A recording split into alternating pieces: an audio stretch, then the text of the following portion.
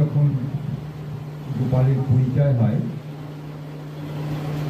5-7 বছর আগে, তখন আমি ভাবতেও পারি না যে এইরকম একটা ছেলে এত পরিণত অবস্থা মনে সেরকম একটা কাগজ করে লেখা চাইতে গেছিল।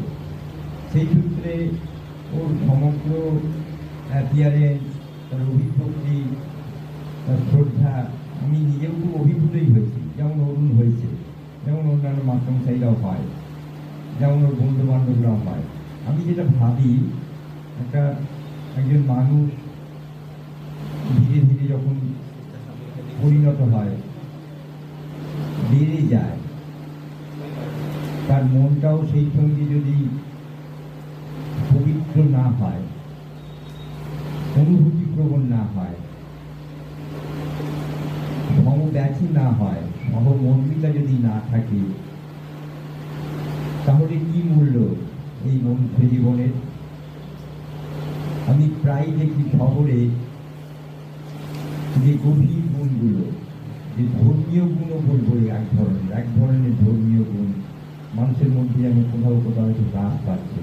আমি এখানে এসে দেখলাম গোপালের বন্ধুরা, গোপালের মাকে এবং আশেপাশে যারা এখানে এসেছেন, এই সমস্ত পবিত্র গুণগুলোই তারা সমৃদ্ধ।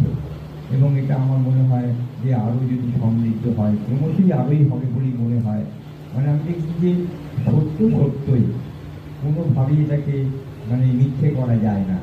মানুষের যে ভালোবাসা, শ্রদ্ধা, নম্রতা, সহমর্মিতা, এগুলো কিন্তু থেকেই যায় পৃথিবীতে।